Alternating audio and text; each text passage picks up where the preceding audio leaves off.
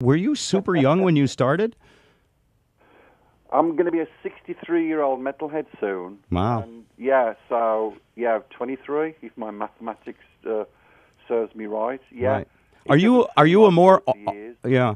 Are you a more authentic metalhead when they stop you at the airport because you've got titanium hips and things like that? Well, I sometimes have to take my nipple rings out to get through that machine. Well, and by Me the way, too. That's the only thing that pulls me over to the TSA guy. right. And how many? So you have a lot of piercings, and of course, just the most incredible tattoos. How many piercings? Just the two. I used to have three, but I took that one out, and we know what that one was. We do. Rhymes with rock. Yep. How is the Prince? Yes, Yeah. thank you. So, all right. Why So, did they call that a Prince Arthur? why? Was there a guy called Prince Arthur? A PA. They call that a PA. That piercing. In America, That it's called a piercing is called a yeah. Prince Arthur. Right. In America, Does it's a Prince anybody Albert. know? They call it a Prince the Albert in America, according to Spike. Why Spike? Well, have you got one, Spike? No, I don't. And I can honestly tell you, I've never asked anyone who has why it's called. I've never talked to anybody that actually had one. What hurts Well, more, you putting see, you it? got the metal guard on your show. Anything can happen when I start flapping my lips. But anyway, maybe one of your listeners can explain why it's a Prince Albert here and it's a Prince Arthur somewhere else. Which hurts Wasn't more, Albert Rob? married to Victoria. No. Which hurts more, taking it out or putting it in? I mean, either one sounds pretty bad. Bit of both. All right. I had clenched fists and clenched teeth on that moment. Right. But anyway. All right. So, hey, That was Rob. a long time ago. Hey, Rob. When you put out an album today, it's your 17th Judas Priest album. Is it just like you're still driven to make new music? I'm sure people on the road on tour want to hear the hits and all of that, but you still got songs in you, right?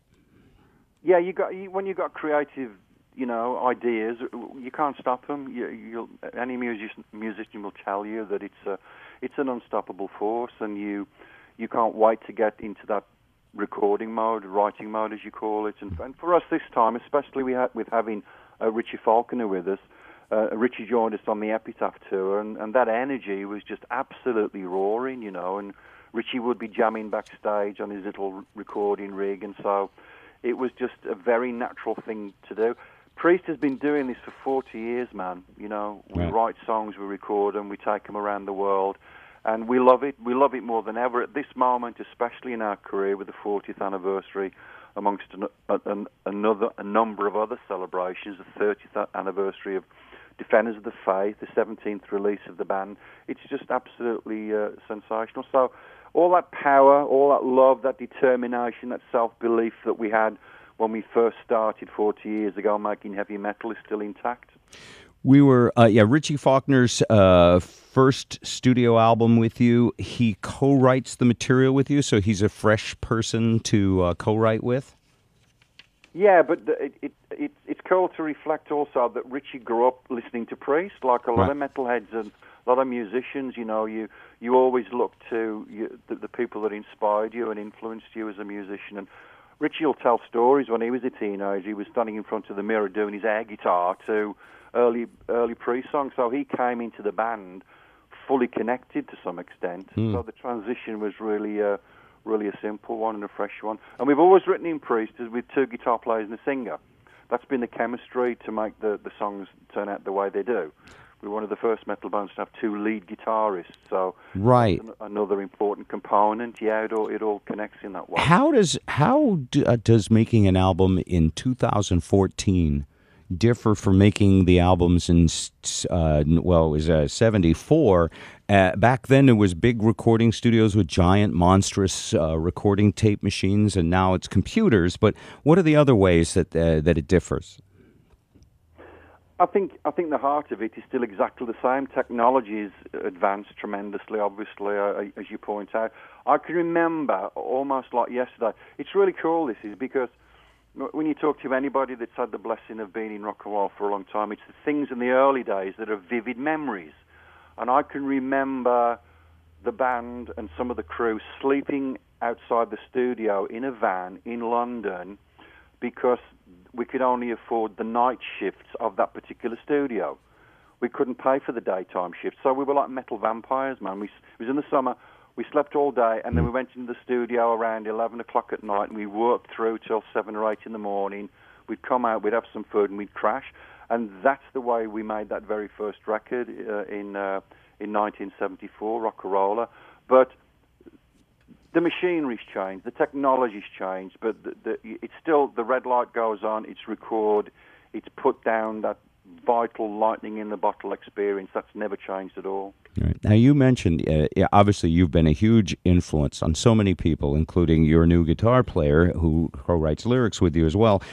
You were making the mold back then. You were creating the genre. I don't know if you felt like you were doing that, but when you were, like you did so many interesting things. You had a name, first off, Judas Priest, two things that, don't seem to go together. And you had titles of albums that were, I suppose they were intentionally frightening to parents,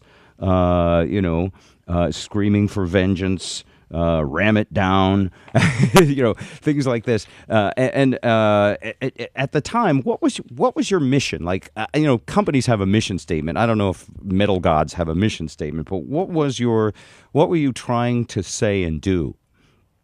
Well, I guess the mission for any band is to spread the gospel of your music. Get your music out to all four corners of the planet, and that's what Priest was doing then, and we're still doing it now. I don't think you can ever stop connecting, making your metal family grow bigger, and that's where we're at now when we go out on stage and we see multiple generations of metalheads all banging their heads and having a great night out together. But those are great titles.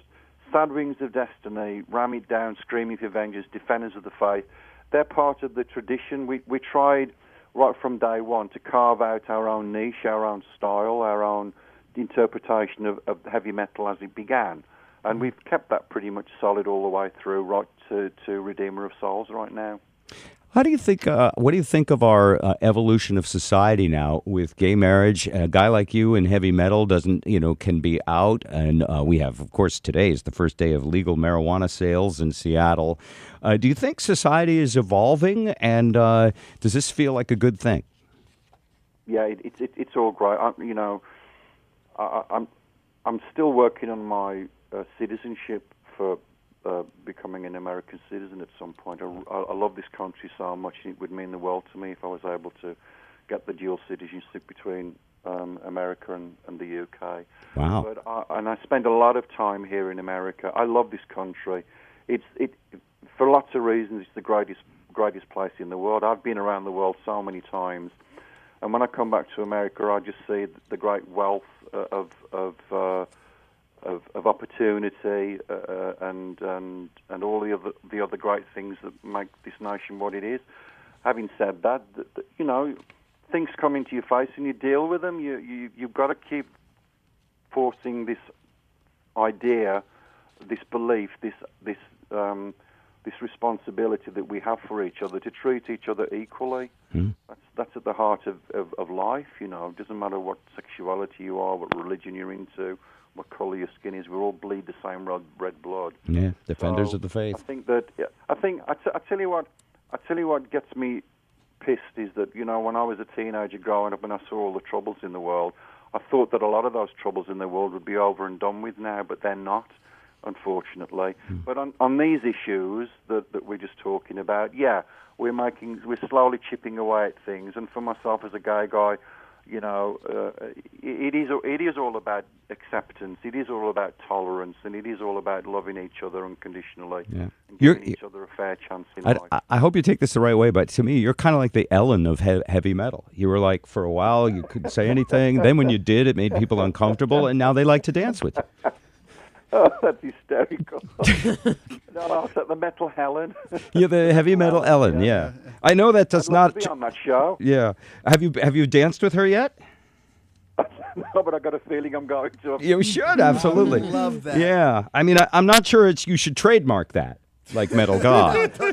Stick to your guns. All right. That's funny. Rob Halford. Be the metal goddess. Yeah. 40th anniversary of Judas Priest. The 17th album is The Redeemer of Souls. It's a pleasure, as always, to talk to you, Rob. When you're in Seattle, stop in and say hi.